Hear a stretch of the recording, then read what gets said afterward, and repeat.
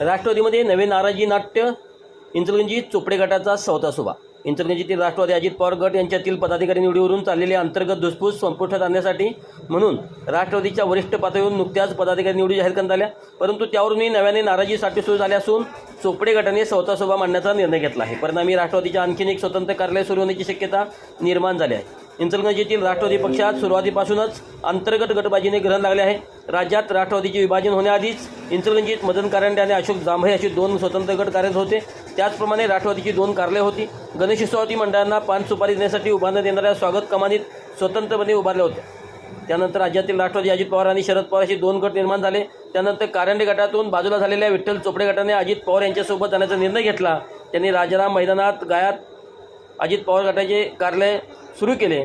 या घडामोडीनंतर राष्ट्रवादी शरदचंद्र पवार गटात कारंडे व जांभळे हे दोन्ही गट एकत्र आले। त्यांनी जुन्या शिवाजीनगरमधील राष्ट्रवादीच्या कार्यालयातून कारभार सुरू केला। विधानसभा निवडणुकीत एकत्रित जोर लावला, परंतु यश मिळाले नाही। त्यानंतर 27 मार्च 2025ला जांभळे गटाने राष्ट्रवादी अजित पवार गटात प्रवेश केला। यावेळी विधानसभा निवडणुकीत बंडखोरी करून निवडणूक लढवल्याबद्दल विठ्ठल चोपडे यांना इंचलकरंजी शहर जिल्हाध्यक्ष पदावरून बाजूला करण्यात आले होते। त्यांच्या फेरनियुक्तीवरून पदाधिकाऱ्यांच्यामध्ये अंतर्गत धुसफूस सुरू होती।